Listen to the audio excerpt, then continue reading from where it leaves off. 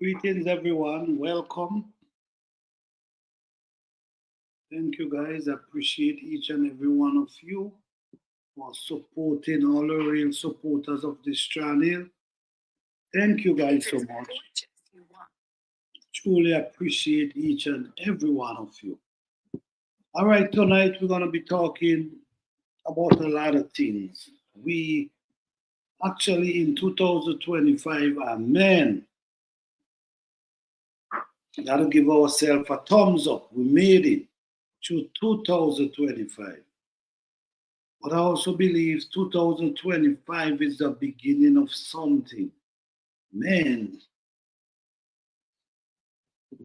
I want to say shout out to everyone out there. Shout out to all the people out there.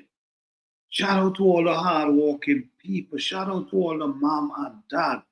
Shout out to everybody who doing well. Shout out to the people who hanging in there and trying to hold on and not giving up. Shout out to everyone because at the end of the day, man, this life that approaching, we all got to deal with it. We all got to deal with it. So shout out to everyone out there, man. And guys, don't forget, man, to keep this channel going. I will appreciate if you support by hitting the like button, hitting the subscribe button if you haven't subscribed, and we can keep this going, this momentum going, where we talk about different things. We talk about gardening, we talk about real life issue, we talk about survival strategies. You know what I'm saying? Because I don't know, but 2025 seems to start out with a bang so far. When I'm noticing is in California. I think it's in California where fire. I know every year, almost every year, we know in California there does be fire almost every year. Let me see if I can pull up anything. Almost every year in California, there's a lot of fire. From time to time, all right? From time to time. But right now, I was watching a video and I'm realizing that this fire been doing a lot of damage. Fire in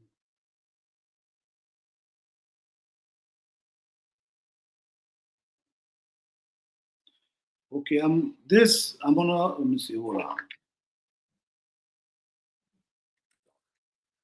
A lot of power out in a lot of lights, but you see this orange glow. The good news and the bad news is not a lot of structures, as far as we can tell, are threatened or burning right now. The bad news is part of the reason for that is so many of them already burned. There's not that much more to burn. You know, We want to check in now on Southern California, where powerful winds have been fueling deadly wildfires have already destroyed thousands of homes. breaking news. Okay, let's see. WGN Barnes joining us now with the efforts to contain another fire. Yeah, 35th minute reporting that the risk isn't over yet. We've just learned of a new fire that's erupted.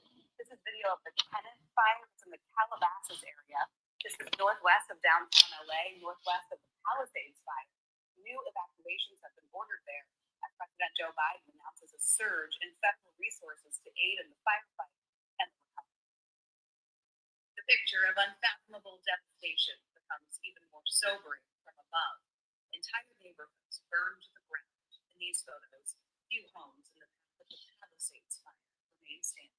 All the government and local officials spare no expense to do what they need to do to contain these fires in their communities that have really been devastated. President Joe Biden announcing this afternoon the federal government will cover 100% of the cost of the disaster response in Los Angeles for the next 6 months. Expenses that include first responder pay, tree removal, the nightmares. No, I promise you, we're gonna help you get through this. The fire against the historic one. More, the threat isn't over. Anticipating wind gusts to pick back up tonight into next week.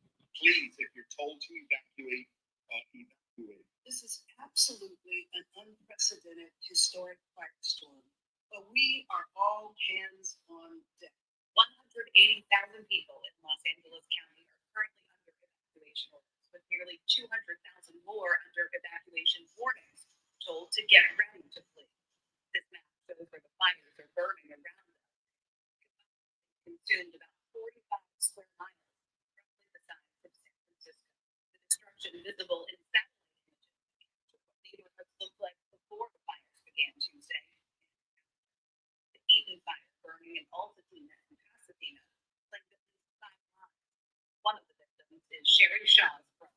When I went back in and yelled out his name, he didn't reply back. I had to get out because the embers were so big, flying like a firestorm that I had to see.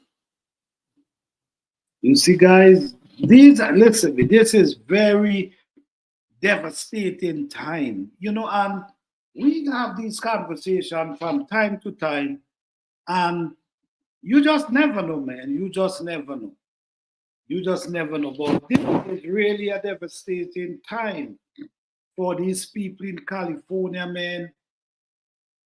I could never understand the feelings that you're going through. No one could understand unless you're not in this type of situation. You could never understand.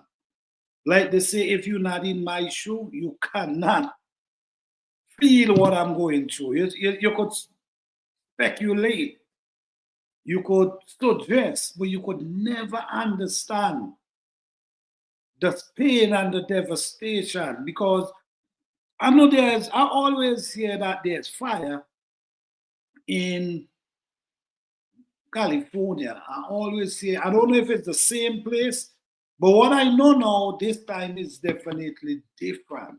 It's like someone was mentioning to me today, it's like places just burn out, like a area just burn out completely. That's not easy time. This is 2025 and the beginning of 2025. My goodness. This is January. My goodness. But so I want to say, my heart goes out to all them people who going through that struggle right now in California, dealing with this type of fire. I'm hoping that this fire could out down and people could start getting back to their normal life, because my goodness, it's not easy. And fire, man, fire could be very devastating. This is why, man, this is why we talk about survival skill.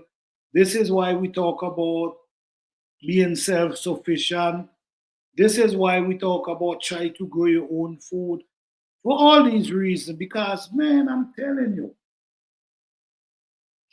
these times, man, could be devastating. So when we look and we see all this thing that happening, and when we look and we see that how the wall has changed,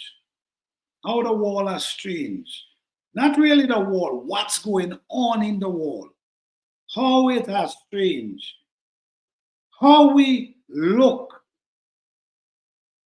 at things now. Are we looking at things different, or are we making plans? And sometimes, man, this is the thing, man. This is the thing. I would not send people out there and tell people to go out and buy all type of stuff. I would not do that, because, guys, sometimes you buy all different type of stuff and store them in your home, and a disaster come and you lose everything. All the thing you was preparing for a disaster, the disaster could come and hit you and destroy everything you've been prepared for. So you don't even know You understand? But the thing about it is better to have. But I would not say just go out and buy everything, generator, all this type of stuff, spend off all your money, buying things, try to prepare. I wouldn't say that. I will say keep a few things. There's simple things you could keep. Simple things you could keep. That can give you that little start. Simple things. Don't go out there and do too much crazy shopping, talking about you preparing, because a disaster could come and take everything. But it's good to prepare. And if you prepare, if you're buying stuff to prepare, you cannot have them in one place. You got to have them in different places. So in case a disaster hit you, maybe you have something else somewhere that you can turn to. It's very devastating right now, man. It's devastating. So this is why we encourage people to get in the garden, guys. Learn the skills of survival. Because you could be living the best life. You could be living the best life. And all it takes is a disaster to bring you to your knees. You understand? Where you lose everything. But guess what? You could never lose what you learn. All right? If you learn survival skill, if you learn how to survive, no one can take that away from you. If you learn how to use what you have and make it something, make it into something, this is where we got to get, man. This is where I want to be. Where I can take nothing and turn it into something. So in case you lose everything, what little you have, you could turn it into something. This is serious, man. You know, from time to time, we take a lot of things for granted. And why we take a lot of things for granted is because it's not our doorstep. It's not by our doorstep. So we say, oh, it's not by my doorstep, so I ain't got to worry. Well, you never know when it could get to your doorstep. All right? So skills is important. Skills is never too heavy for you to carry. Skills is never too heavy for you to carry. When you cannot carry your bag and your generator on your shoulder, when you cannot carry all that you have on your shoulder, your skills, knowledge, information, experience is never too heavy. Because that could bring you back from where you were, even though a disaster come and take everything from you. You was living the best life out there. And a disaster come and drop you to your knees. But with the skill, learning how to do things, learning how to use what you have, learning how to turn nothing into something, that no one can take from you. Skills. And survival skill is important. Time is coming. This is 2025, guys. The time is getting real stiff. We see so many movies about 2025. So many movies and 2035, where we are 2025 now. You know what? There's a show. There's a show where is The Simpsons. Right. There's a show called The Simpsons. And this show been doing some prediction for a while now. And what we notice, we see a lot of them come true. All I'm saying is, guys, it's time for us to wake up and smell the coffee for what it is. A serious time coming. All right? So tonight we're going to turn it into Container Garden. We're going to be talking about Container Garden. I just had us to talk about that for a minute. But let's talk about Container Garden for a minute. Container Garden, right? Yes, in small space. Container gardening in small spaces. This is the topic tonight. Container gardening in small space. We have a lot of new gardeners study, and most of them do container gardening. Most of the people do container garden, and we just want to give some insight about container garden. Shout out to all the people in Africa, shout out to the people in Australia, England, Canada, the Caribbean island, the USA. Shout out to everybody, man. Shout out to all the truck driver, the bus driver. Man, shout out to everybody out there who doing something positive. Shout out to all the people who doing 2 and 3 jobs. Gotta give you guys a thumbs up. Don't know how you do it, but you're doing it. And shout out to you guys, because at the end of the day, it's all about survival. It's all about taking care of your family. It's all about living. So we got to do what we got to do to make ends meet. So shout out to all of you, man. Peace and love. All right, so now we in January. And I know a lot of people right now is actually start dealing with seeds.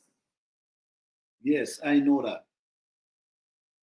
I know a lot of people right now start dealing with seeds. Now is the time for seeds. Some people, I know they're still waiting on, they're going to be waiting on the starts where they go to the store and buy. I mean, you do what you got to do. No, I'm not knocking nobody for that. You do what you got to do. Because the truth is, it's not easy dealing with seedling starts. It's not easy. Very challenging. It can discourage you, because sometimes you see the seedlings, them start out so nice. They start out beautiful. They're looking healthy, growing. Then all of a sudden, you see they start looping down. That can be very devastating to a person who, especially someone who now learning, someone who now trying, someone who maybe is the first time. That could be challenging. Why it can be challenging? Because you now see your seedlings and them looking so healthy and nice. Then the next day, you realize your seedlings and them loop over. Now, you might not understand what you need to do.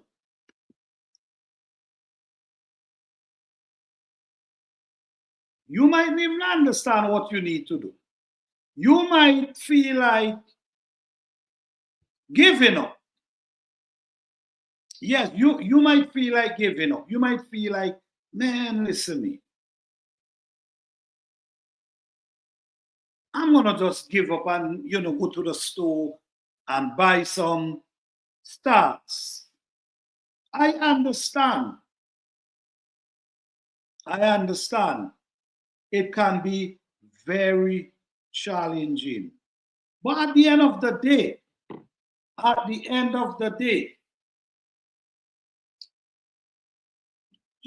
don't want you to give up. The reason why I don't want you to give up, if there becomes a time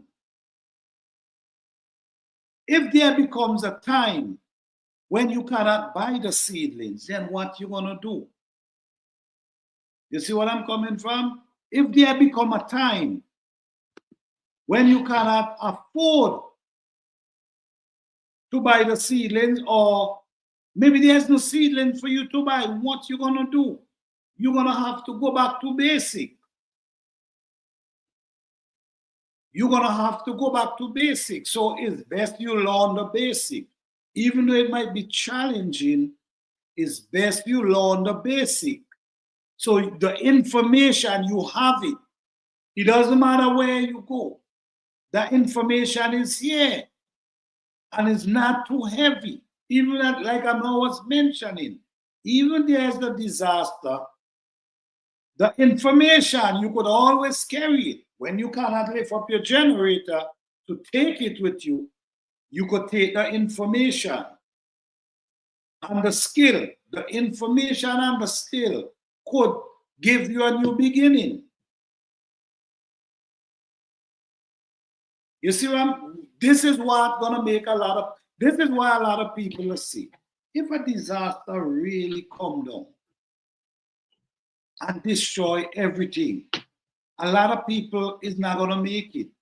Why did I say that? Because a lot of us don't insist in learning anything about survival until the time approach. Even you have the skill and the knowledge and the information, you still can pass it down. Even though it don't become that you have to use the information, but you have it. You could pass it down to someone else. So having the information, it doesn't matter what happened, it's here. And you could always pass it down to the next generation, because that's how the world always run. Information passed down to generation and generation and generation. All right? So this is important, man. So if you growing food and you find it's difficult with the seedlings, I'll tell you, challenge yourself. Challenge yourself and see if you can see if you could succeed one day. You cannot give up with seedlings. Because like I said, if there's no seedlings selling in the store, what would you do? So you buy your seedlings or you start from seed. But at the end of the day, is what easier for you and what works for you. Because seedlings is very challenging to deal with, especially indoors. Outdoor is way different. Indoors is challenging because the weather situation, how much we water them, all that come. Sometimes you realize you water in them too much. You realize they was doing so well. Then the next thing when you look again, they start failing. So it's all about,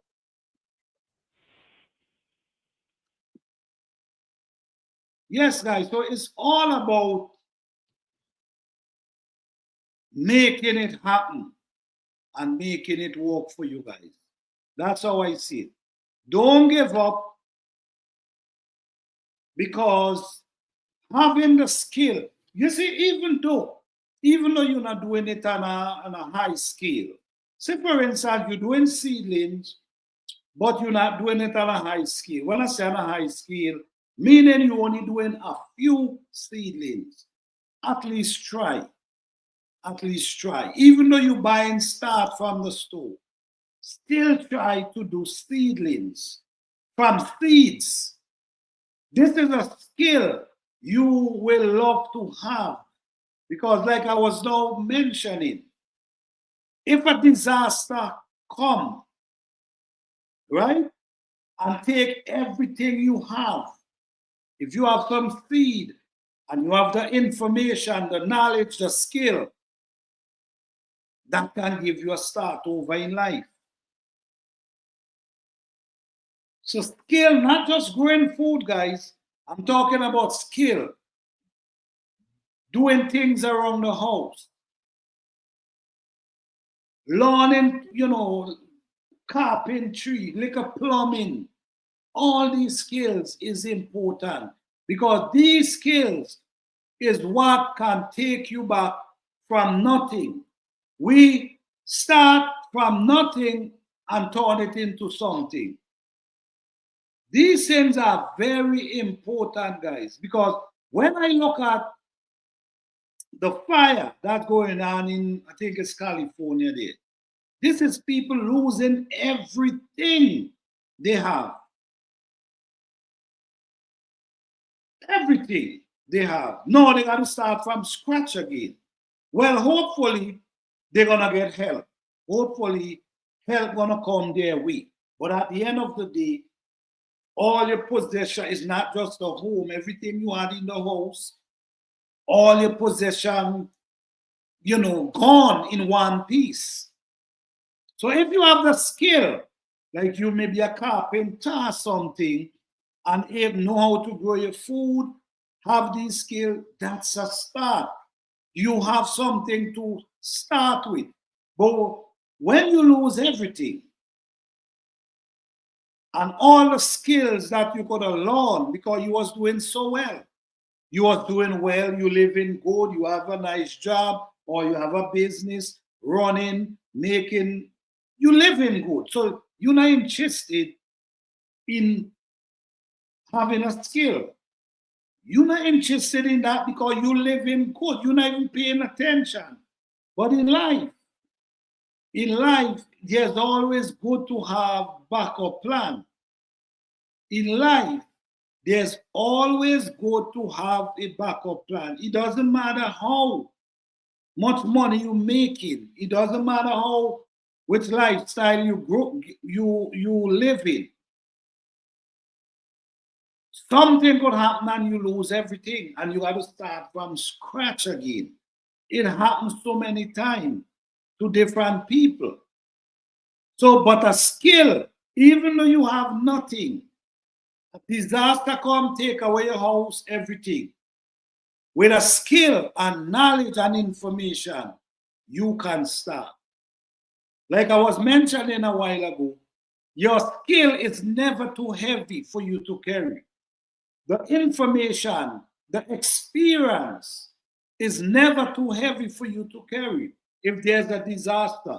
When your generator is too heavy, when your couch is too heavy, when your stove is too heavy to carry, the information, your skills, all these things that you have, that you possess, you can travel with them. You see what I'm coming from?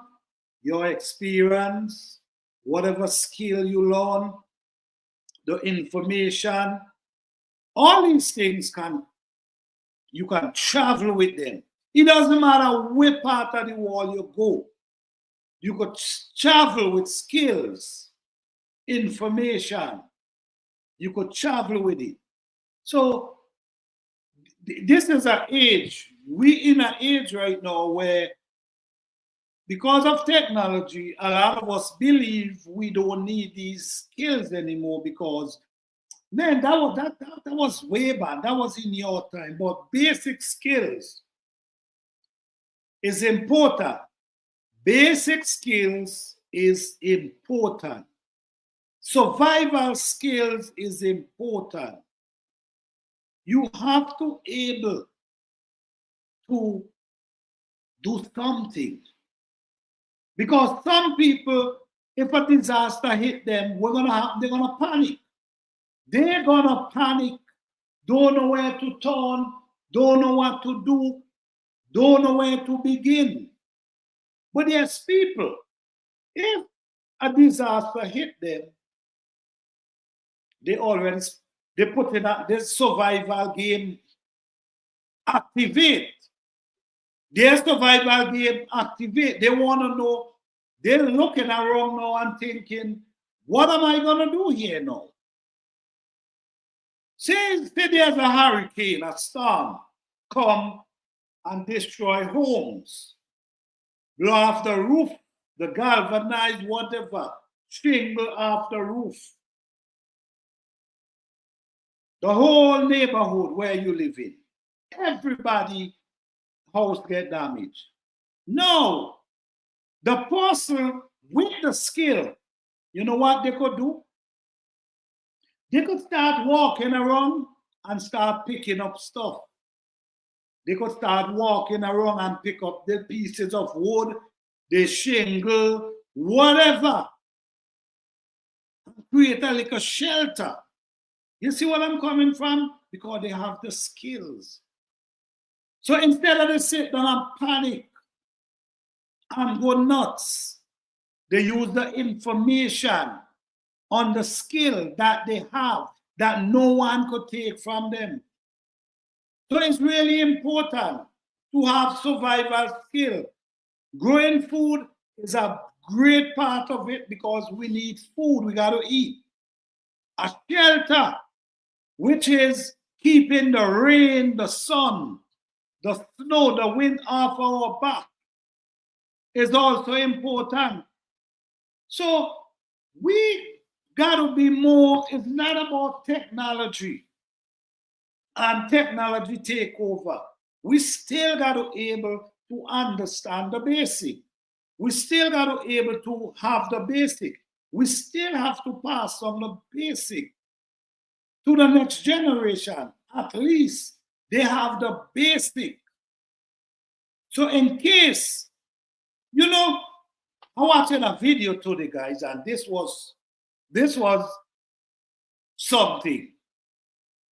This person in a car, the car driving for itself, right? Two people in a car, the car driving for itself. Something happened, and the car only making circle, like maybe it's a malfunction or something. Only making circle, and you cannot open the doors. The door is locked, and the car making circle. You see what I'm coming from? So now you in one of these vehicles, and it only making circle. You get panic. You want to know why is it only making circle? You try to open the door. The door is not opening. So depending on technology, 100% could be a little scary. So I'm still saying the basic knowledge, because say for instance, you depending on a machine to give you information or to tell you what to do, right? You depending on this machine will tell you what you got to do and all these type of stuff, right? And you have a malfunction. This thing is imperfect. We have to understand these things. They're not perfect. So things could happen. So depending on these things 100%, I don't know. I think we have to hold on to our basic skills, our basic knowledge, and pass them down. Don't ever believe that the next generation don't need basic knowledge. You know, I'm hearing a lot of people saying that, oh no, they don't need this information, technology. They have all the technology. Well, what about when the technology failed then? Right? What about when the technology failed? What they're gonna do? We have to hold on to basic knowledge, and we, even though sometimes the children not interested in basic knowledge because they feel like I don't need that. Sometimes you still say it to them, you still show them, because sometimes we might feel they're not paying attention and they really do. You understand? So because I remember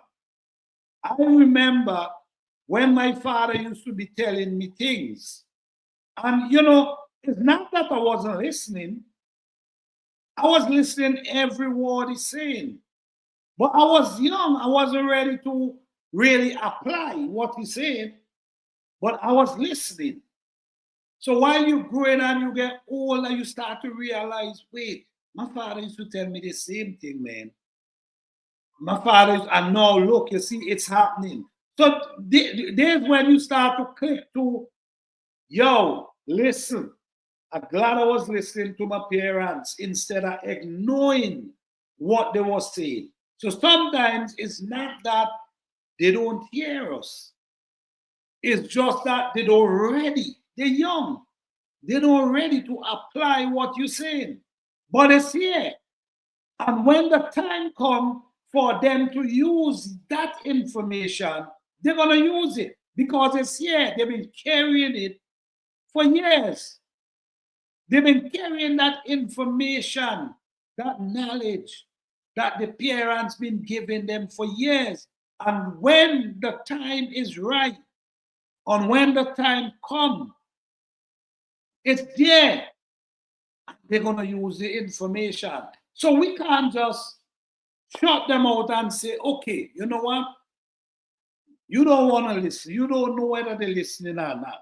Maybe they don't want to apply what you're saying, but they're hearing and they're taking notes. So whatever we have, the information we have, we share it. We share it with the kids.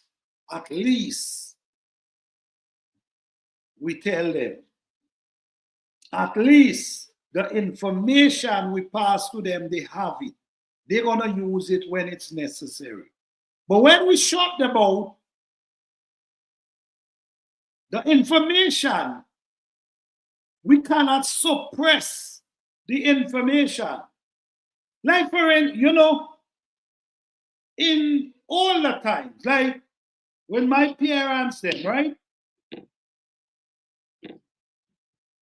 My parents then, and a lot of us could relate to that. In them time, your parents didn't want to give you too much information. And I don't know, I used to ask myself, but why? They will tell you certain things, but they wouldn't tell you certain things. And I used to want to know, well, why? I mean,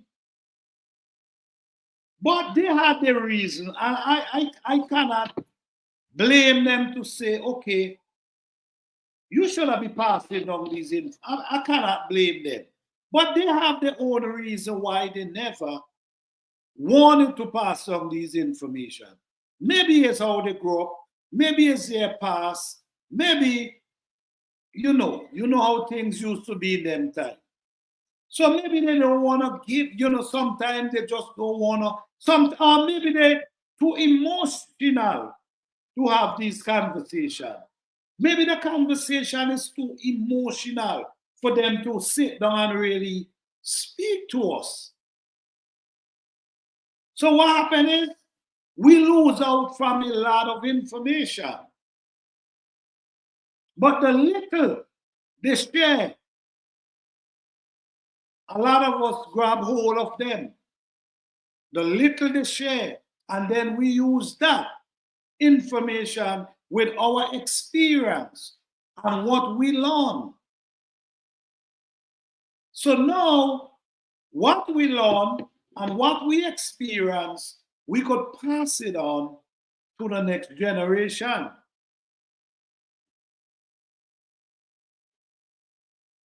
It mightn't be valuable to them at this point, but one day they might be saying, just like how I just said today, I thank my parents for the information.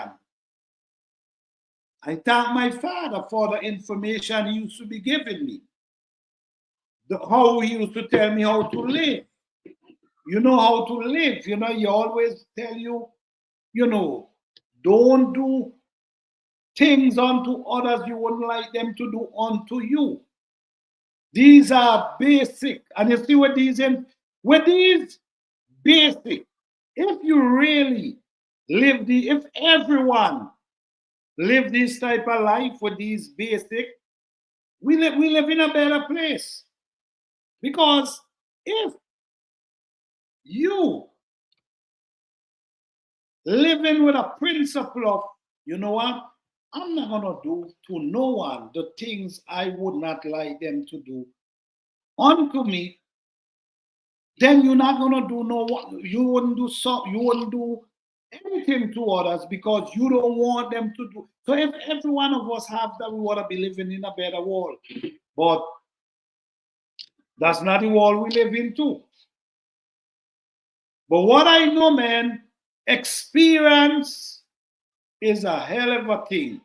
And our skills is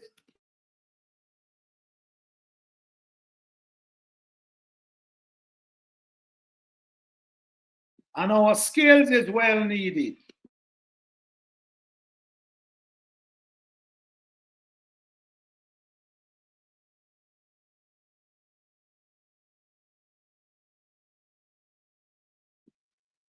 Our skill, you know, I remember, man, say for instance, right?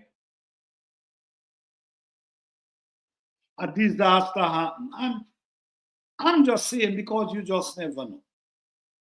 Anything can happen. Right? So I'm just saying, a disaster happened like you living in a neighborhood and a disaster crushed the neighborhood. Right? Now, everyone coming together now, walking around, looking around.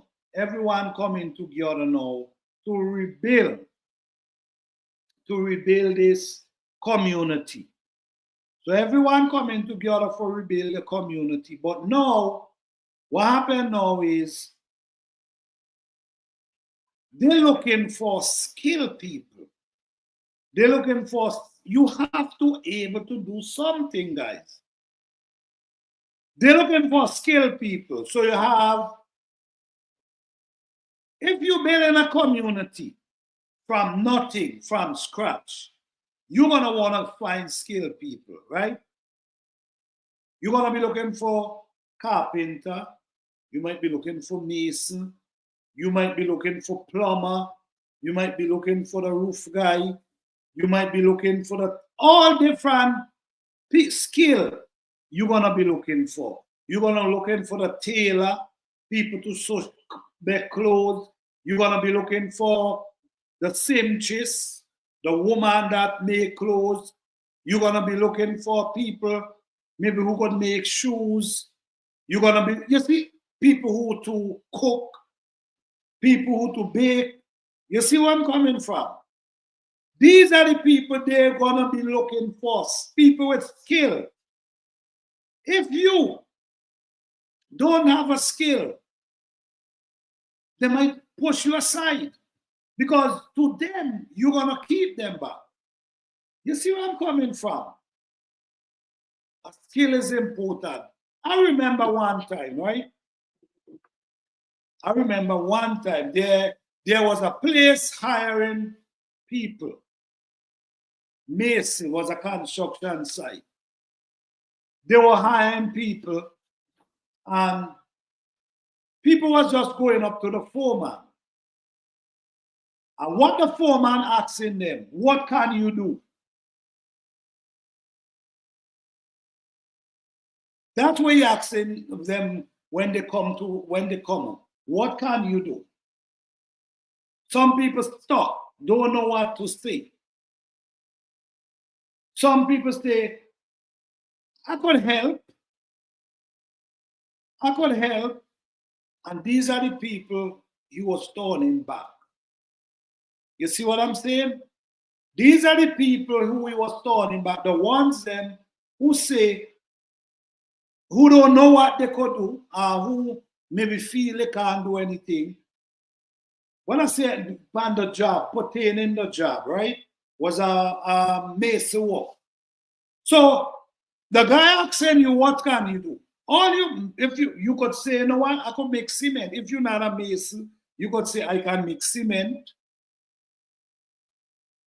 But he don't know what to say. The other one, oh, I can help. And these are the people who've been turning back. The ones who say, I'm a mason, let's go. The one who say, I'm a helper, I can make cement, I can draw blocks, that's the one he take. You got to be able to do something. You cannot tell people, they're going to turn you away. And this is exactly what I now was talking about. How important is skill. People will more embrace you in a times of disaster if you're capable of doing something, capable of helping some form or the other. You understand? They're trying to build back a community. They're looking for people who could build the community. So I'm just saying these things. I'm not saying this will ever pass your way. That's not what I'm saying. I'm just saying the importance of having skill.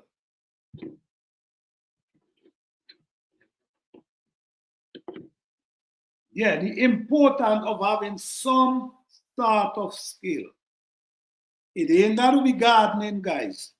It ain't got to be masonry. It ain't got to be mechanic. Whatever skill. It could be tailoring. It could be seamstress. It could be the guy who bakes shoes. It could be the guy who burn wood and turn into coals. It could be all these people. It could be farmers. It could be people who know about animals. It could be people who know how to take care of animals. You have to be able to do something. So it doesn't matter what lifestyle you live in. It doesn't matter how great of a job you have. It doesn't matter. A backup plan is always the key. Because, let's put it this way, right? You have a job, and your job, you live in a beautiful life. Why I'm saying a beautiful life? I'm just putting it as this. Why I'm saying a beautiful life? Meaning, the job you live in, the job you're doing,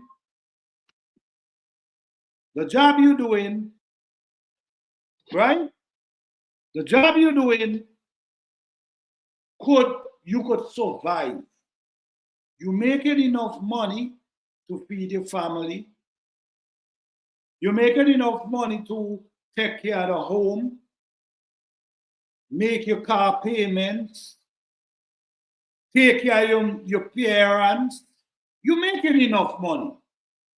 The job is paying you well, so you're doing good. Sometimes you're not even saving any money because you already know my job is paying me good. So sometimes you're not even saving. Right? One day, One day, the boss call you and the boss tell you, okay, we have to close the company. We got to close the company. Thing is not going how it used to be going, and we got to close the company. Oh, it could be a disaster, right? But now the company is closed. Remember, you was living the beautiful life. You was living the life where everybody good, your mother, your wife, your children. Or for the woman, could be a woman too. You living good. Your husband, your children, your mother, everybody living good from your salary. That's only your salary. You go in one morning and the boss tell you, oh man, I know to tell you this, but we got to close the company. We got to close the company. You maybe now take out a brand new car. You see where I'm coming from? You maybe now take out a brand new car. You have your mortgage to pay. You now take out a brand new car. You live in the life. But no, your boss is telling you the company closed down. You don't have a job anymore. Just like that. Just like that. You could crumble just like that. You could lose everything just like that by losing your job. So when you live in this life, when you're making these nice picture, why you don't try to invest in something else? Right? Why you don't try to invest in something else for a backup plan? Why you ain't try to start a little business as a backup plan? You see where I'm coming from? Start something. You cannot just depend on a job to live a lifestyle of a job. Is not your job. They hire you. Is any day they could tell you, we don't need you no more. And if they tell you we don't need you no more, the stream of your income gone, and that could make you go full closure. That could make you lose your car. That could make you lose a lot of things. No, if while you was making this money, you invest in something else, when the boss tell you, can't hire you no more, you're going to put a smile on your face. And you know what you're going to smile and say? My goodness. It's a good thing I did put this money aside. It's a good thing I did invest this money. Now I could turn to my investment. I can pay more attention to my investment and still live the life you was living. But many of us don't do that. We live the lavish, we enjoy, and we ain't saving nothing, and we just living. And as disaster come and hit you, everything you back to square one. And then at the same time, no skill, because you never interested in a skill because you was making the money. When something happened around your home, instead of you try to fix it, you have the money, you pay to do it. You see where I'm coming from? We have to have these basic skills heading into the future. Not because technology is taking over, meaning you have to depend on technology 100%. Look, I always talk about the GPS and how the GPS, sometimes the GPS leaves you in the middle road. You got to figure out the way. If your phone dead, you got to figure out the way. So you got to go back to basic. Even though you're using the GPS, you should still pay attention and make your mark. Just like our people used to do before. People used to make their mark.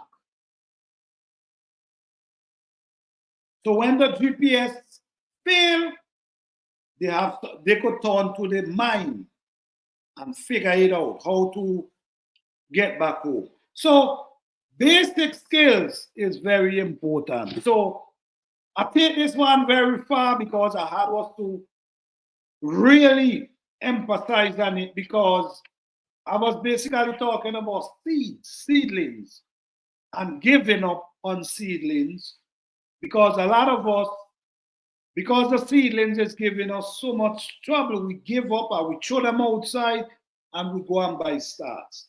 Instead of we try to walk with them and see how to keep them, we throw them outside. So patient. A lot of what everybody is not the same, and these are things I've grown to understand. I've grown to understand that everybody is not the same, and there's no one. People call people dumb because they might be able to do something that they're doing. I don't call people dumb. I don't believe anyone is dumb. I believe everyone is intelligent in their own way. You just got to figure out what you're intelligent in and work on that.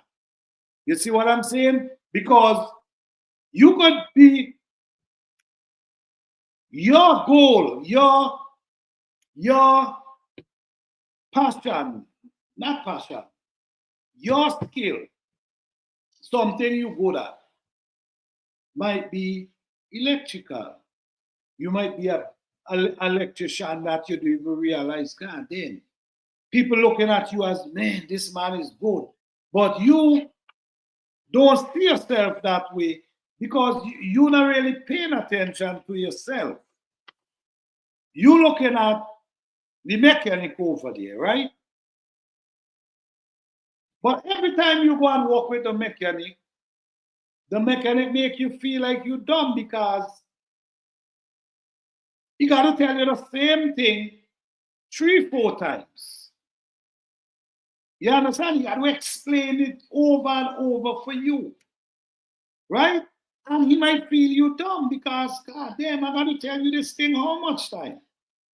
But you're the same person who's so good at electrical. So they might call you dumb in mechanic, but you is a master electrician. So how can you really call a person dumb? Everybody intelligent in their own way. So he might be able to do mechanic, but he is a master electrician. So I've grown to understand that everybody great at something. Everybody great at something. And everybody don't like the same thing. I might love gardening, but not everybody love gardening. And I understand that. Everybody cannot love the same thing. I might like gardening, somebody else might like electrical, masonry, plumbing. But at the same time, all of them is a skill. So it doesn't matter which one you love and apply yourself to, it's a skill. These skills can make you eat and feed your family. Just a skill. Because now we have the farmer, the person that grow food, and we have the electrician.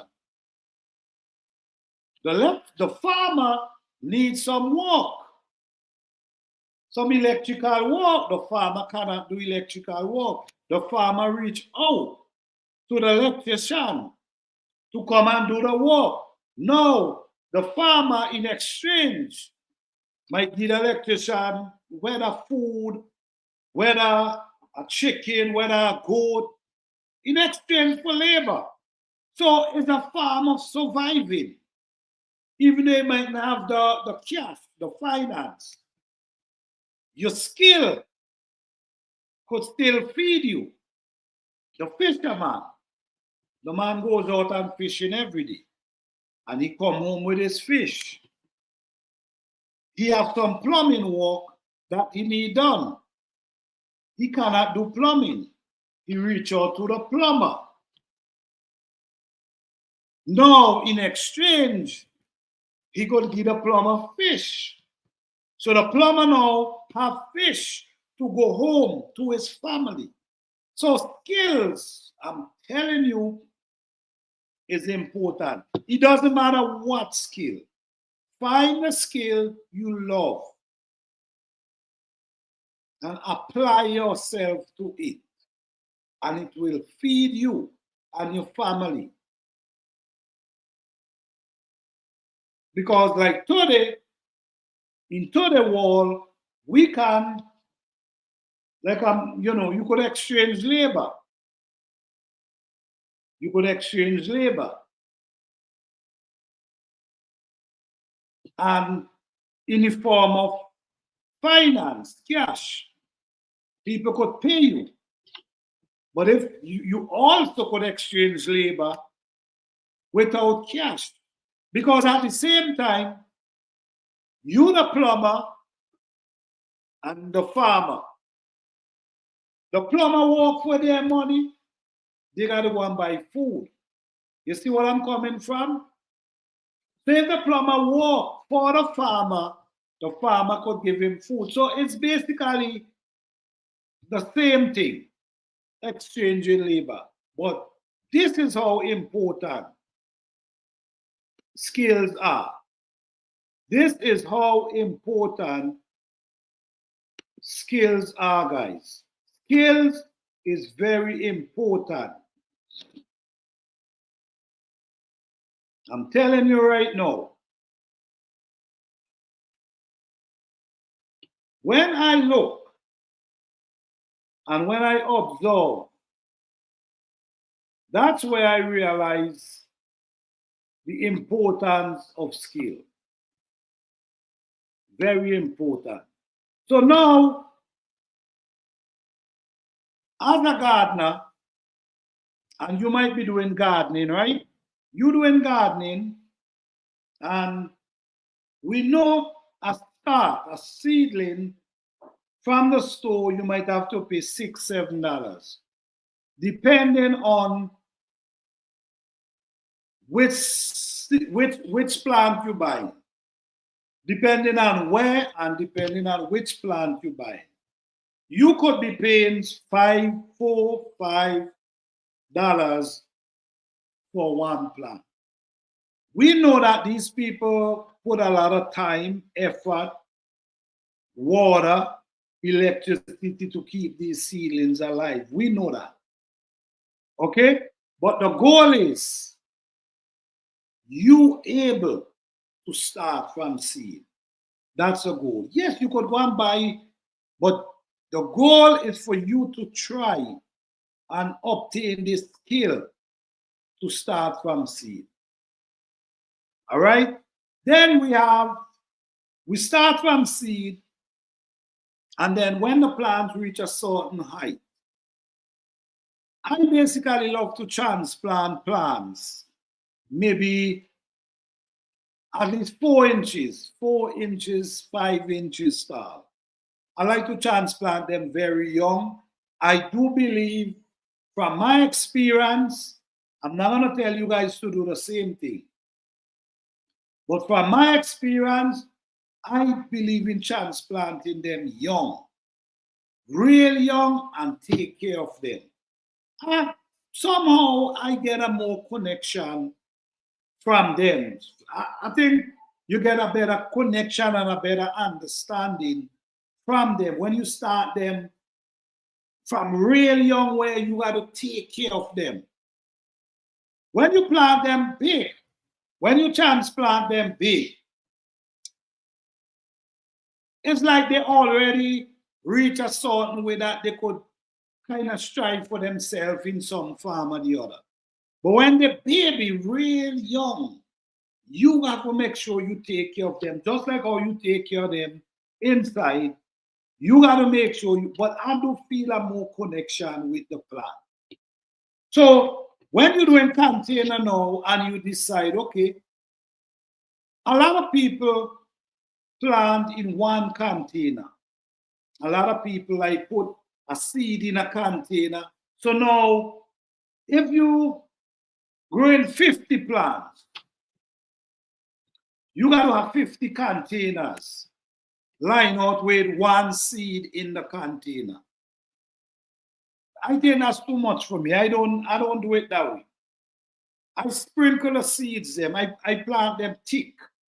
Like I put some soil in a container, mark out some lines, and I sprinkle the seed down inside there. So all of them will grow up, and they will grow up thick. Remember, the goal is keeping them growing until you're ready to take them out. Now, a lot of people do it different. A lot of people do it their own way. And you should do it the way that works for you. How it works for you, that's how you should do it. Don't do it and it's not working for you. You try something else. But for me is full in my containers. Full in my containers. I don't like to full the containers. I love to at least half the container. Half the container with soil and compost, whatever you're putting in it. And when you plant it down in the container, you know, while it's growing, you put in soil. So while it's growing out of, you put in soil. So you're not stopping putting soil until it reaches to the top. By the time it reaches to the top, this thing don't put so much root you can't believe. Some people pull the container and plant it to the top. That's still depending on what type of plant you're growing. Because some plants, they don't produce big roots, right? And they just spread out their roots, something like this. You see? So it's not going that deep down. So plants like that, you want to plant them deep down in the container. So while they're growing, you add in. So when it gets big now, producing, the root is solid in the container. You see, but if you just put it on the top,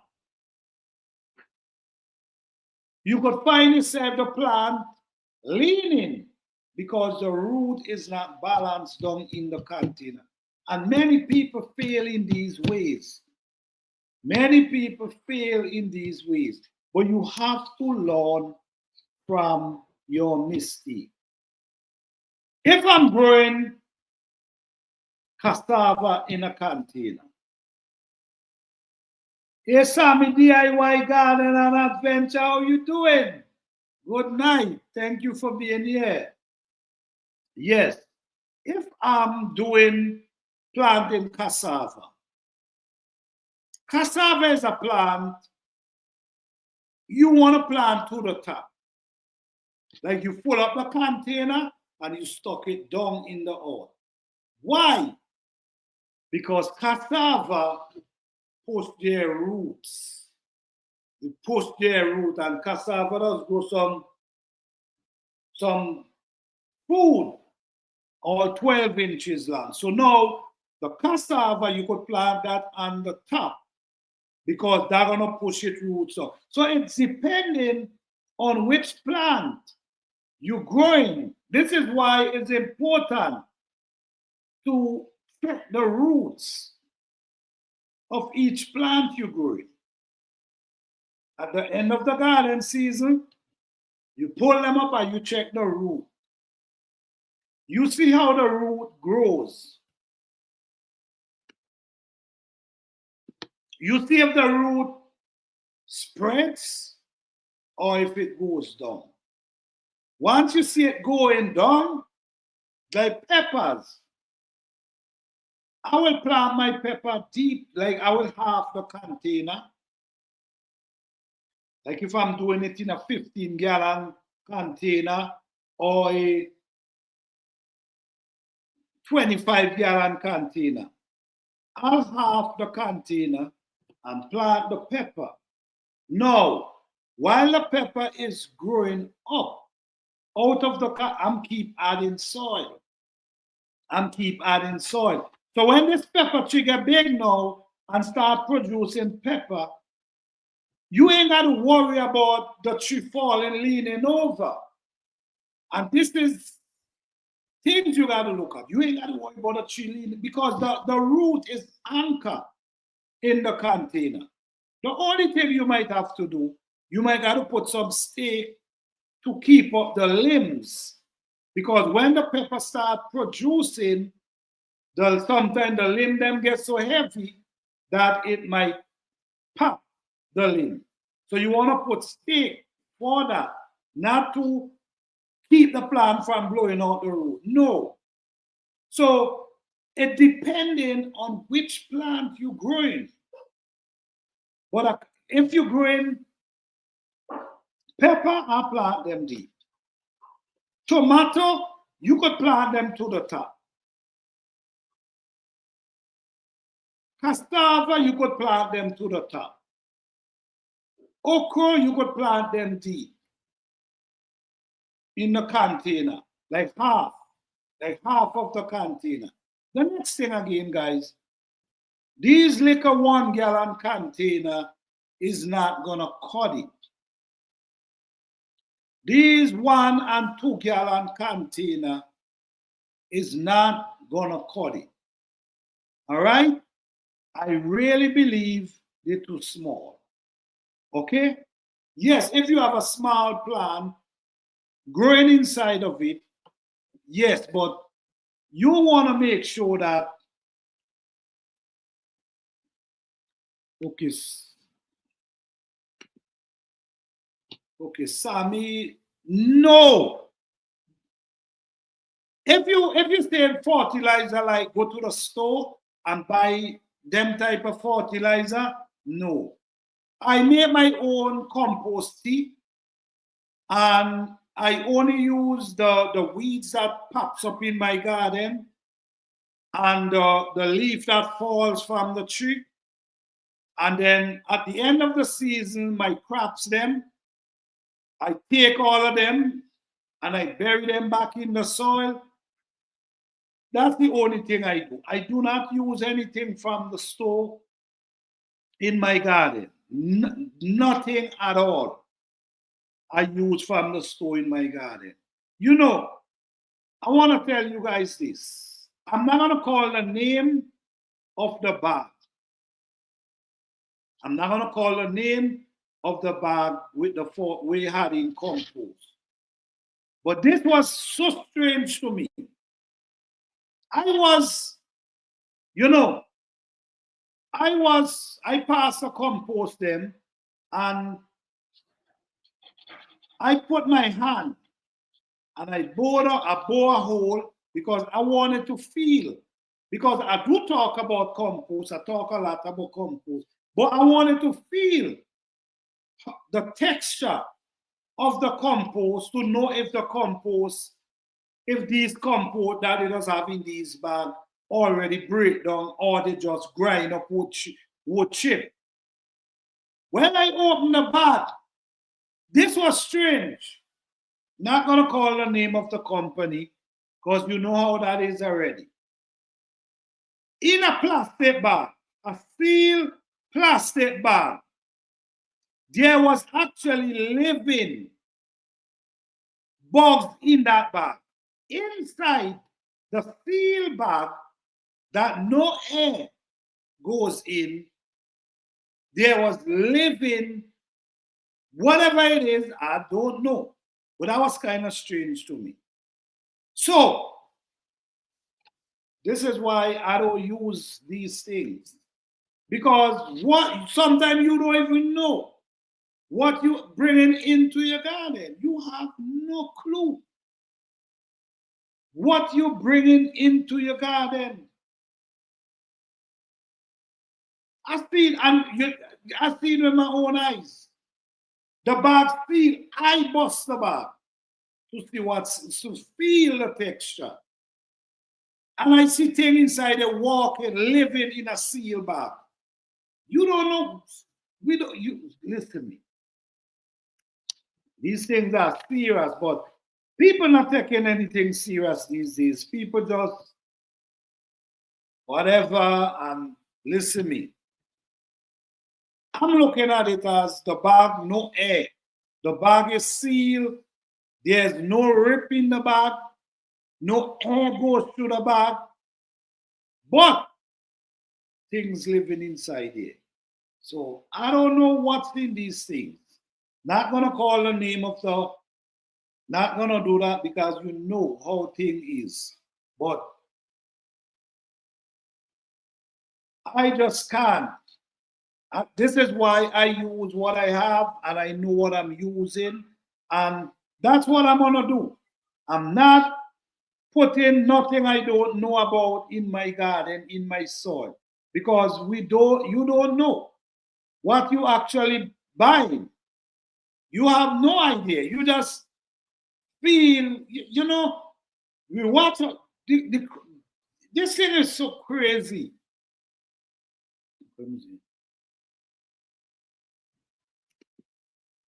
Okay, do you have pest problem? And if you do, what kind of, well, oh God, pest, them kind of, that name you don't mention it? Nope. I do not mess with these things. Okay, let me tell you, a few years ago, I had some cabbage. And I didn't go to the garden for like a week. And when I come back, the worms then was active. You know how they could, you know what they can do. They was active. And I say, oh my goodness, I have to do something.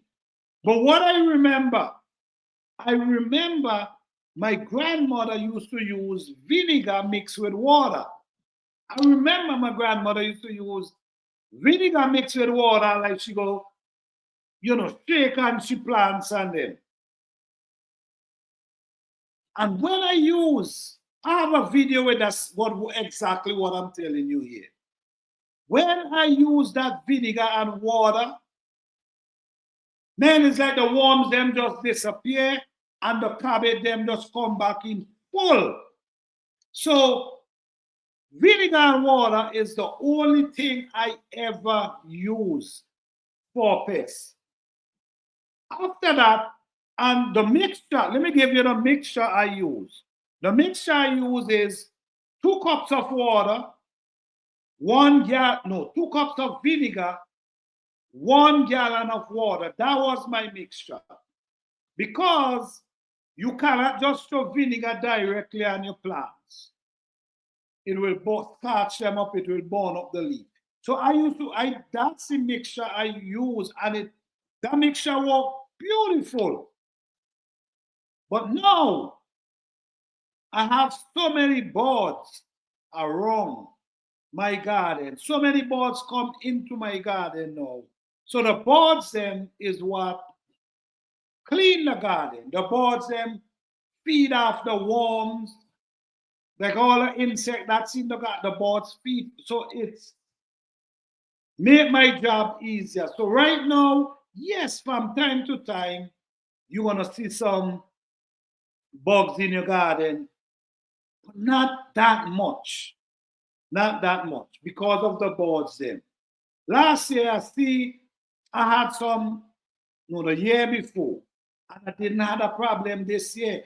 This is what I'm saying. The year before, I had squash, and we call them vine borer, or whatever you call them.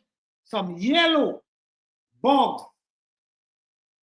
was eating up the vines then. I see one this year, last year. I didn't see one. And them boards was busy in my garden. So no, I do not use nothing from the store to spray, nothing in my garden.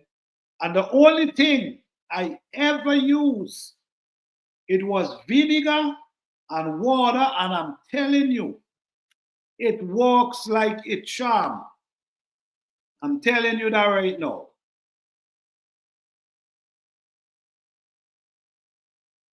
It works like a charm. So that's the only thing I can really recommend to anyone. Vinegar and water. I cannot recommend anything else.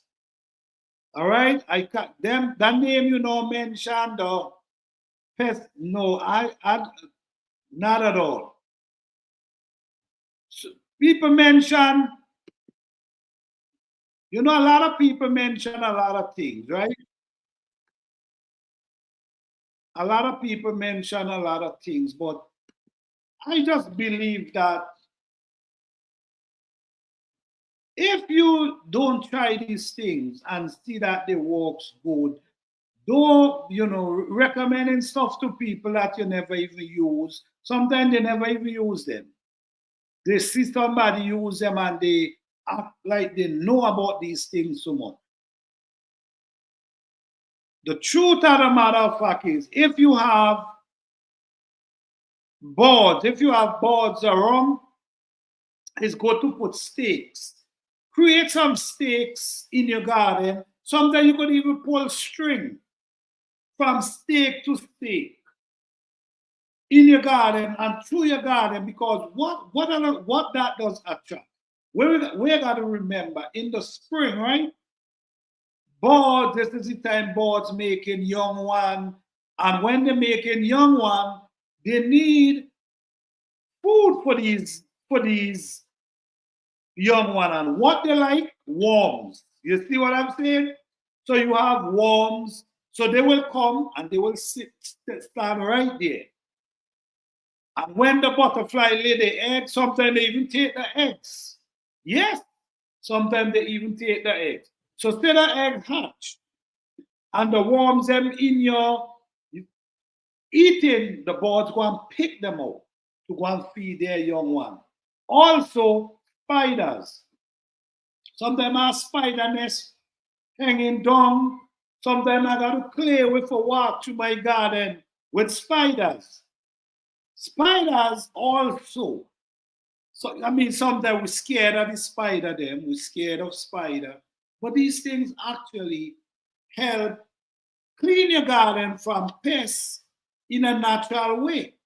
Instead of we got to go and get these things and spray them on our plants, there's bugs out there to do that.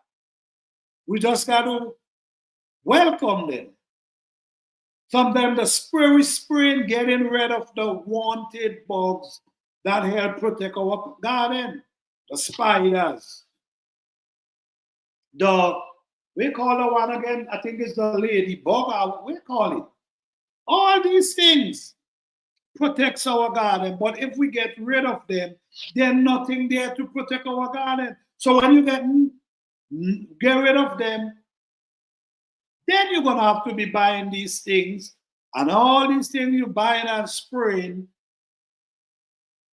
is actually messing up your plant and your soil. Some people, I don't know what people think, but do you really believe spraying something on your plant over and over and over? Do you even think that healthy, especially the edible plant, the leaf, like the collard greens, the kale, the cabbage, the cauliflower? Do you really think spraying stuff on them over and over and over is healthy? Well, I don't know about that. But so I will prefer go in my garden and look for the worms, them, sort the plant, pick them out. Then the birds help me out, than spray anything in my garden at this point. For what I know, When you know better, you do better. Not for what I know. I don't know what's in these bottles that sprays that we use and spray. I don't know what's in them. I only could know what's in them if I make them. So I don't use anything in my garden. I allow nature to walk in the garden, and it's worked really well. It works really well. The birds always welcome the birds in your garden. Always welcome the birds. The birds clean your garden, guys. The birds clean it. Because they're always looking for food to take for their baby. They always look, and I don't have a problem with the birds eating the only fruits that my birds really eat like that is the blueberry. The blueberry, man, they will eat out all the blueberry. But the peach, the plum, the apple, they don't trouble them really. It's just them blueberry they will eat out. So birds is something good to have around your garden. And even if they eat a few things, they got to eat too. Yes, so vinegar and water is something I used to use, but I don't use it anymore because I don't have that bug problem in that form. And the birds them is actually working for my garden, really working for me.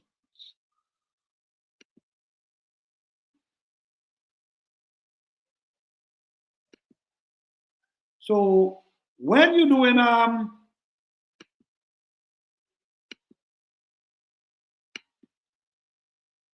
when you're doing gardening, container garden in basically small space. I was talking a lot about this tonight. Wait, Sammy DIY Garden and Adventure. Did I answer your question? Okay, guys. And I'm on a Q&A at this point. If anyone have any question about gardening and you want to ask, you could do so. All right?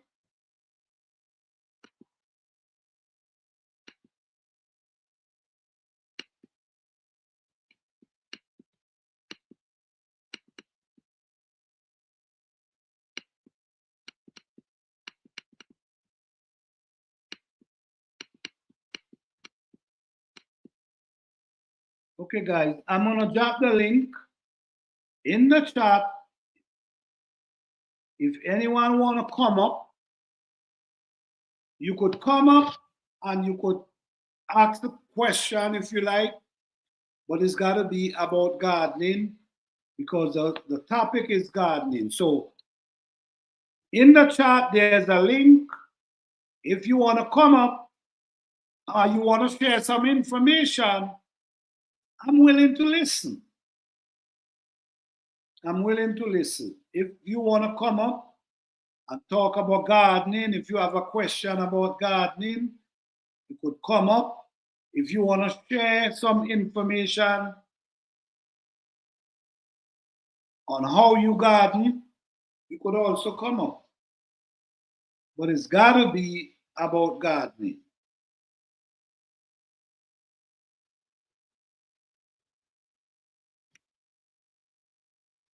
All right. Okay. The link is in the chat. Yes. One thing we got to understand about container garden. When we got to understand about container garden, remember, plants did not grow designed to grow in container. Remember this. Plant did not design to grow in container. Plant designed to grow in the ground, in the earth, in the soil. That's how plant design. We know, I'm not going to say we because I'm not going to take the credit. Whoever decide to come up with container garden, shout out to them for that. Whoever comes up with that idea, shout out to you to come up with that idea of container garden. Shout out to that person. I to give that person a thumbs up. Shout out to you. The thing about it with container garden, we got to remember that plants prefer to be in the ground. They did not design to be in containers. They're designed to be in the ground. But because somebody come up with this idea and put them and create this way,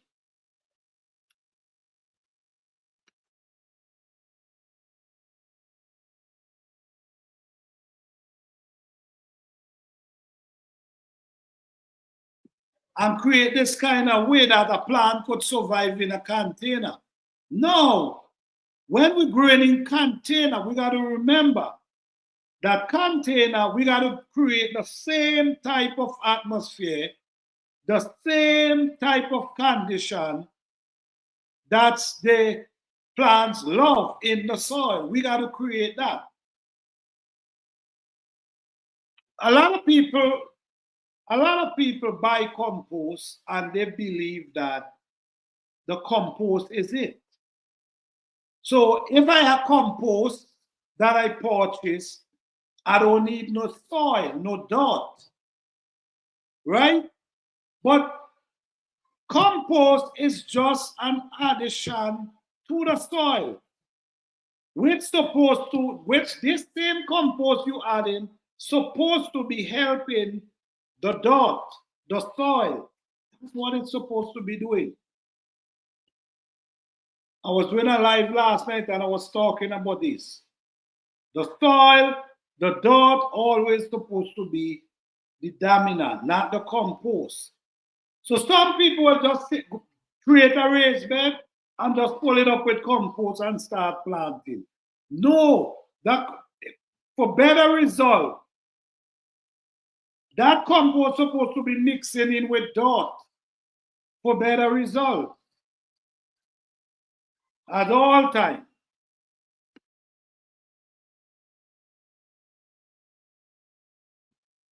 So it's a lot, man. It's a lot. It's a lot of information. I know it's a lot of information. I know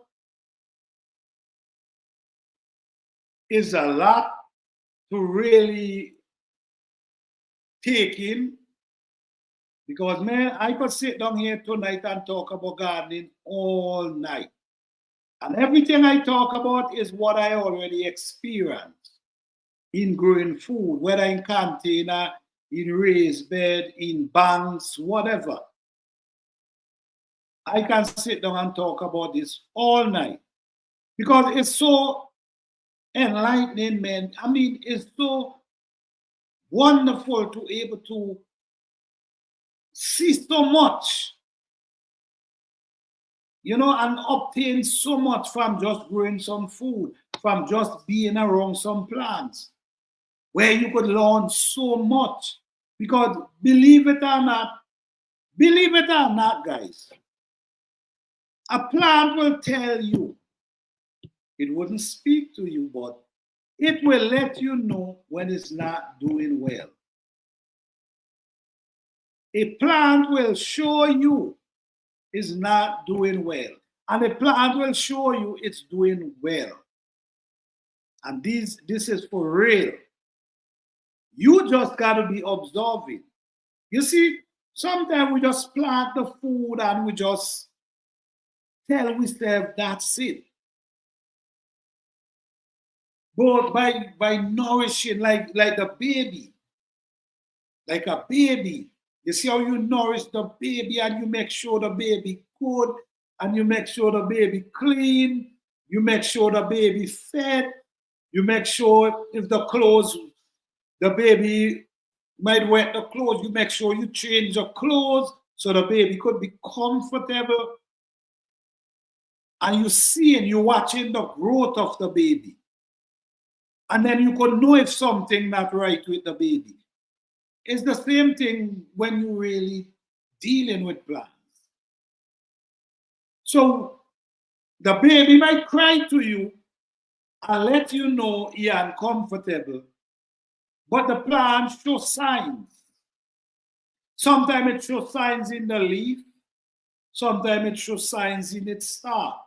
Sometimes it waits till it starts pushing out the fruits to show the signs, to show you that it was not easy process, or it wasn't a process that it should really went through. It was more off than it was direct. This is why it didn't produce the way it really used to.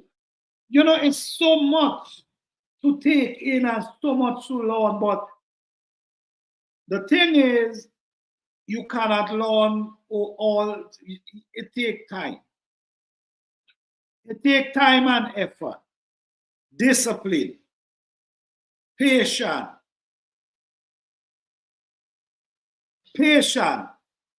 Gardening, if you don't have patience, it's going to be very difficult for you. If you don't have discipline, it's going to be, how to call it? It's going to be difficult, because if you don't have discipline, like for instance, if you don't have discipline, you're going to catch yourself using everything out there you see. I'm telling you. You see me, I stand and I say, I'm not using none of these things.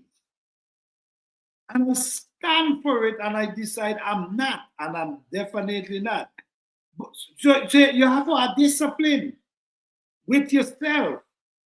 Or every time you see, wait, let me see, hold on. I didn't see this question, Sam. You still here? I didn't see this question. Do you germinate your blueberry from seed? The honest truth is, no, I never did. I never did. The blueberries that I have, I purchased them tree a long time ago. Yeah, I didn't start from seed, but you know what? Since you say that, I'm gonna challenge myself this year to try to germinate one from seed. Thank you for saying that. I never did it, but I'm gonna challenge myself this year to see if I could germinate them from seed. You could never finish learning in this thing. You could never. And the more you apply, the more you learn. But yeah, like I was saying, without discipline, you will catch yourself using everything you see people using out there. You understand? You got to have a stand where you say, no, I'm not using that. I'm going to focus on what I have here and see how it can work for me. I'm going to focus on what I have around here.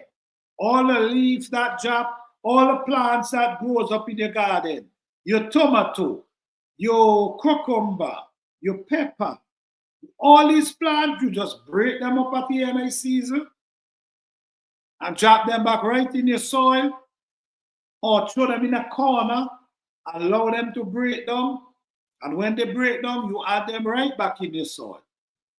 These are ways to really keep your soil going, balancing your soil. You know, balancing your soil is something we try to take up on ourselves. And if you try to take up balancing your soil on yourself, it's going to be very difficult for you to do. Because how you gonna balance the soil? The soil need nitrogen, the soil need mineral, carbon, air, all these things of soil need, right? In order to balance that, you have to know what to put and how much to put. This is why you allow nature to do these things. Yes, you can add your leaf and the weeds that grow up in your garden, but there's something that balance your soil naturally. But we ignore that. We ignore that and we run to other things and believe that it's going to help. Well, the live last night, I did a live last night. I break down all these information. I break down all these information with the live last night because the weeds that grows up in our garden that we cannot stand sometimes because they grow so fast and they tend to take over our soil, our plants. They grow fast and then they try to take over our plants. So we got to be in the garden and we got to be busy. We got to try to ting them up. So that's a lot of work for us. This is why a lot of people spread it. That make it easier for them. Well, this same weed is the same weed that help balance your soil. There's plants that release nitrogen in your soil. There's plants that release nutrient in your soil. And this is what a lot of these weed does. They release. They don't want help balancing your soil. But so if you getting rid of them, you spraying them, you pulling them up, which I don't pull them up. I just cut off the top and leave the root. Because that's where the root is where releasing the nutrients and in the soil. So I don't pull them up, I take off the top. And the top I take off, I put it in a pile, allow it for breakdown and back into the soil. So we just try to do a lot something that we even have no control over. You understand? When it's nature itself actually doing that work. All right? We just got to understand our soil will always need maintaining. Because if you're growing food, plants, these plants take in, they suck from the soil. They suck the nutrients, the mineral, the nitrogen, they suck that from the plant. So for the following year, you got to make sure that that soil get back intact, ready for the new garden season. So this is why I use the weeds that grows up in the garden. I use the leaf that fall from the tree. Because if there's a tree that's sucking nutrients out of the soil, guarantee you, there's nutrients in the leaf as well. There's nutrients in the fruit as well. Once it's sucking nutrient out of the soil, guarantee you there's leaf. So these leaf is what we use to help with the carbon. We use the leaf for that. Then you have the plants that release nitrogen. You see? So a lot of people cover up all the, spread on plastic and all kind of stuff to keep the weeds down from growing. Yes, it make your job easier, but I also believe it blocking it creating, it allowing nature to do its job. I think that creating a barrier. Because if this plant is not growing, remember, you have these things cover them over with. And they're not growing. They basically suffocate, and they could, what could happen. But if they're growing and you just taking off the top, allow them to grow again. You taking off the top, allow them to grow. They keep feeding the soil. So these are ways of help balancing soil in a natural form. You see where I'm coming from? This is how you balance your soil in a natural form.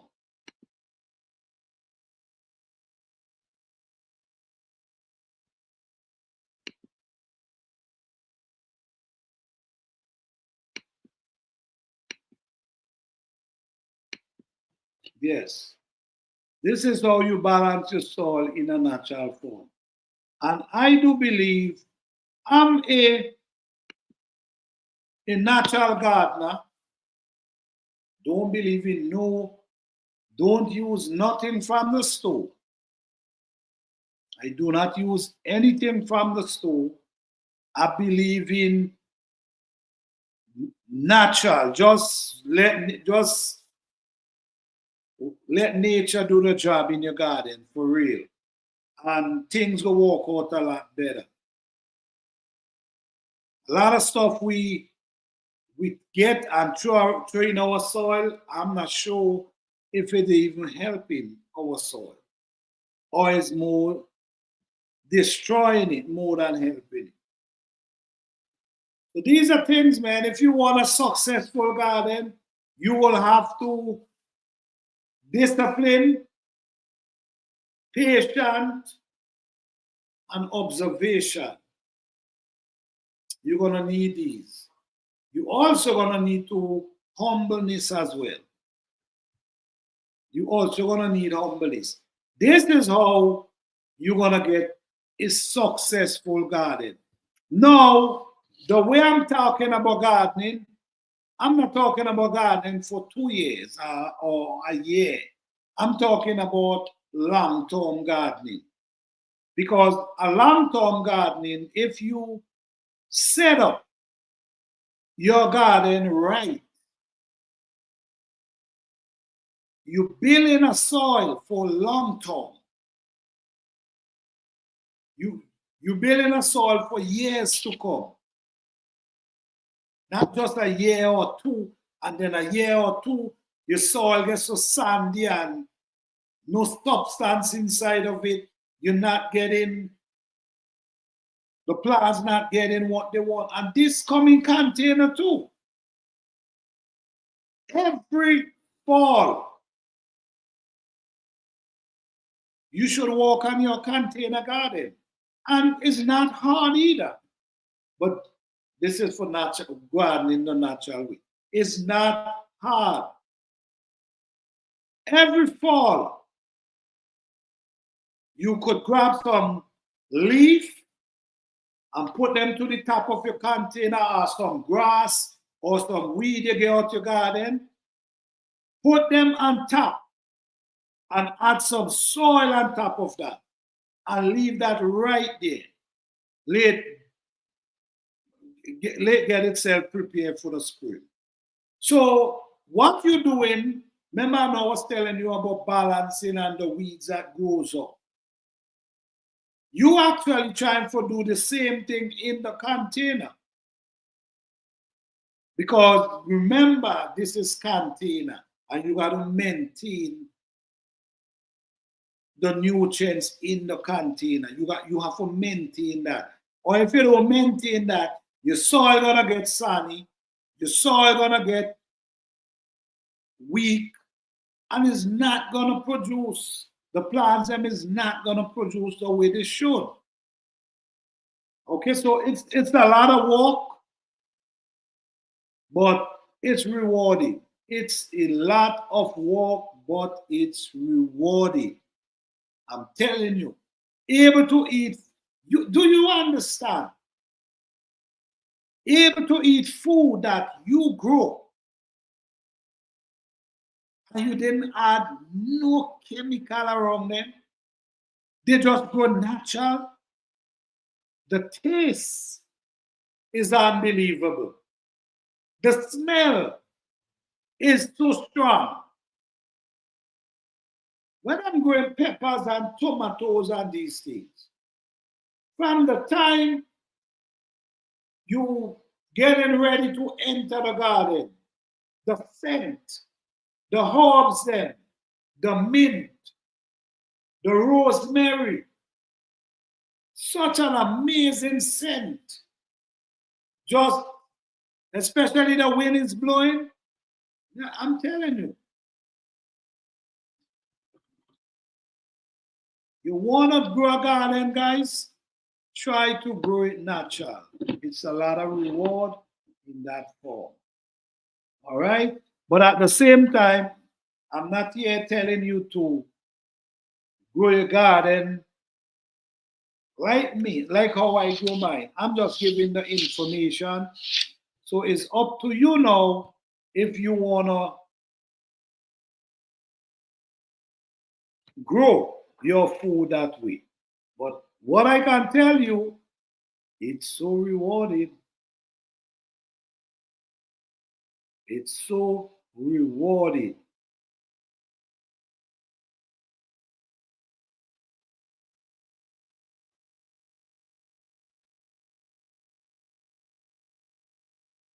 Okay, no one have no question?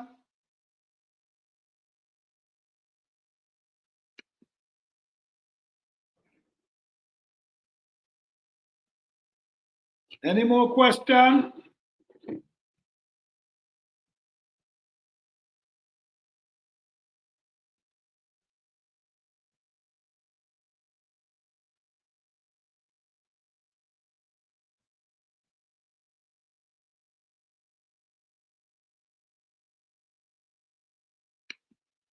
Yep.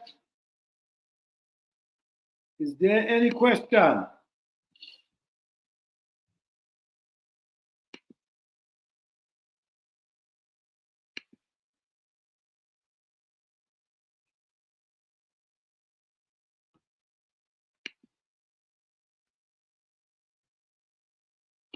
Well, guys, gardening is coming. No, gardening time is coming very soon.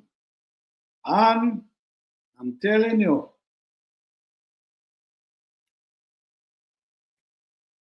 garden time is coming very soon.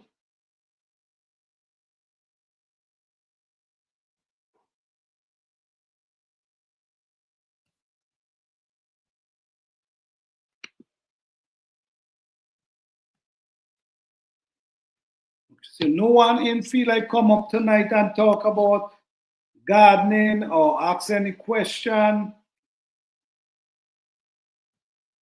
I would like to hear someone's opinion.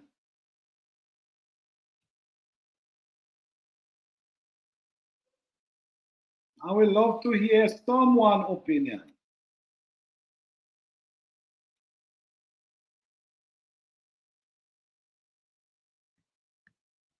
Yeah.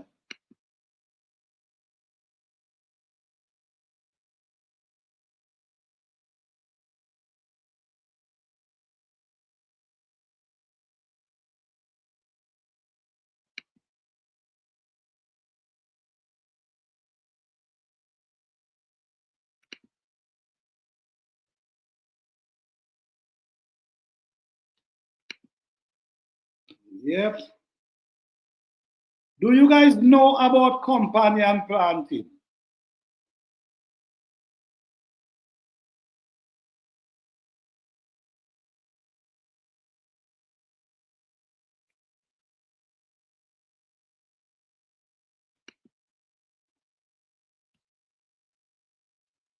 Do you guys know? Yes, anyone here knows about companion planting?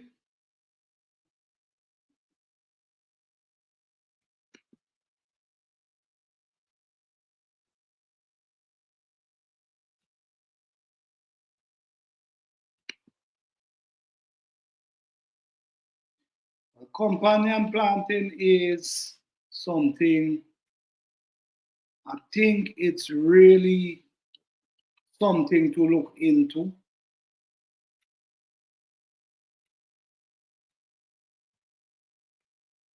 I really think so.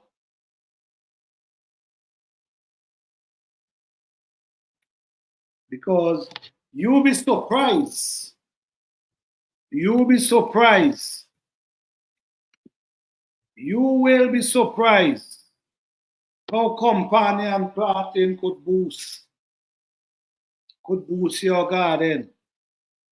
Because like how I know I was explaining to you guys.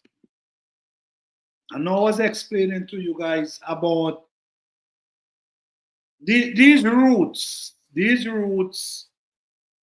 that release certain thing in your plants, in your soil, which is some could be nitrogen, could be nutrient, and these are the things the plants need. So by choosing, one of the most important thing is choosing the right plants. Yes, and this is something that it's gonna take you time to know.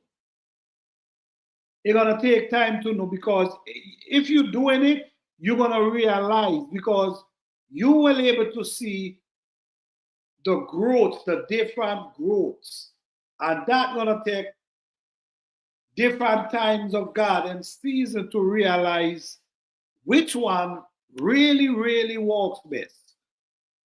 Because the truth is, some plants really, really works good with others. Like I'm saying right now, from my experience, turmeric planted in the same bed with bell pepper, I think the combination there is awesome. I tried that 3 straight years, and this is why I can speak about that today. Bell pepper and turmeric works well as companion planting. Hey, hi, Cheho from Australia. How you doing? Thank you for being here. What's going on? Shout out to Australia. Thank you for being here. All right. Good to see you. Yes. So, companion planting, if you really know the plants to put together that can create the growth of plants, it really works. I'm telling you. Maybe you could try it, guys. I don't know. But try planting, put at least 1 or 2 turmeric plant in the same bed you plant in your bell pepper, and see how it works for you. Try that. For me, it works really, really well. So companion planting works really well together.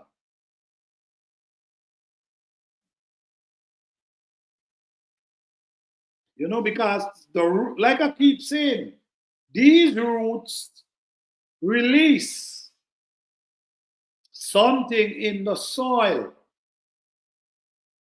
And you know what? Also, it helps with the pests as well. Also, companion planting help with pests.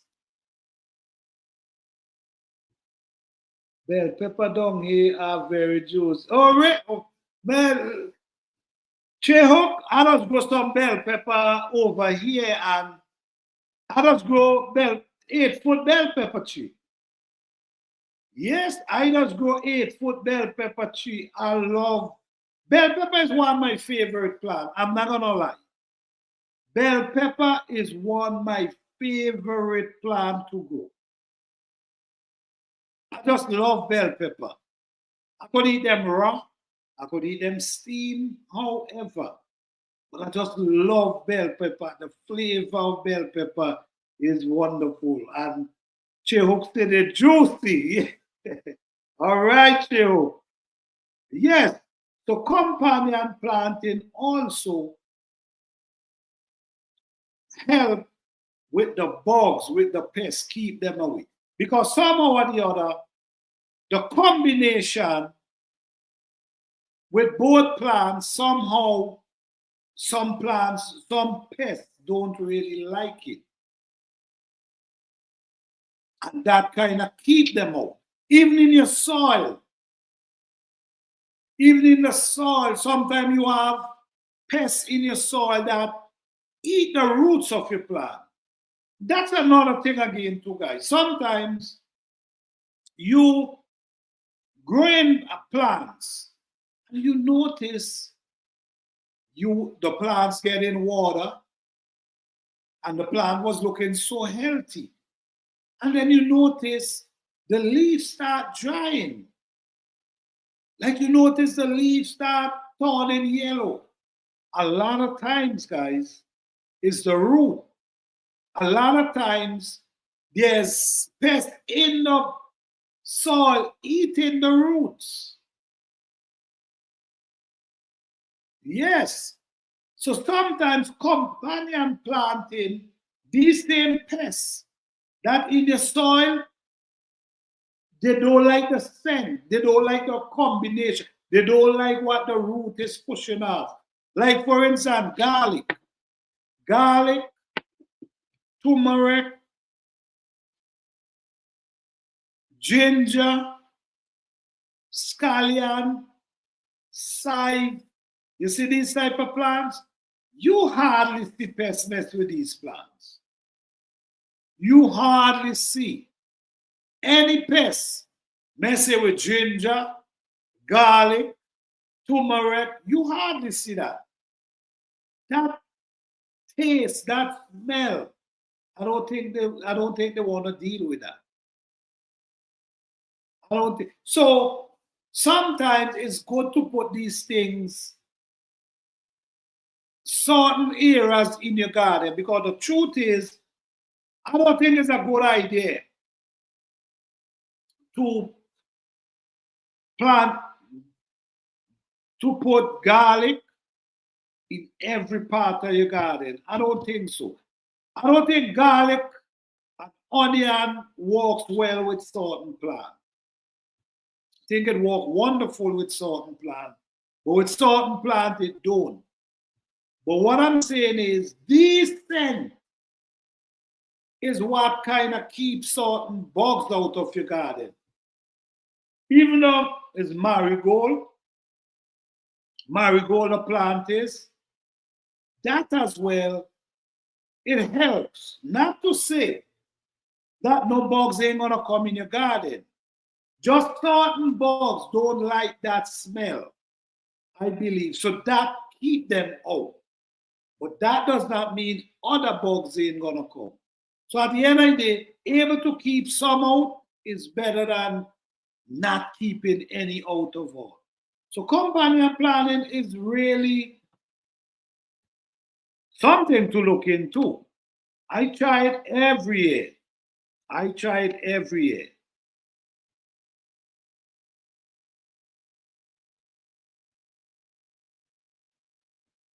I realize when you use companion planting, let me tell you some plants that I know really works for companion planting with onion and garlic is parsley. I know parsley, celery. They work well with onion and garlic. They work really, from my experience, they work really, really well. So these are things you got to try in your garden. See what plant works good with each other. And once you find the ones them that work with each other, then you just stick to that. You also want to see the one that do not work together with each other. Some plant you put with garlic, you naturally see the struggle. You naturally see the struggle. It's just not working together. So these are things you look into your garden for. Because at the end of the day, guys, I know everybody looking for a striving, beautiful, healthy garden. But you cannot get it if you don't put in the work. I'm telling you. It's not going to just happen like that. There's work and effort you have to put in to get these results. And when you're doing it natural, it might be more tense, it might be more work, but the reward is great.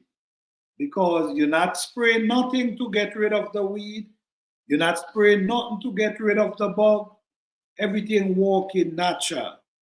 You see? So it might be like a more tense, but at the end of the day, your reward. You cannot rust soil.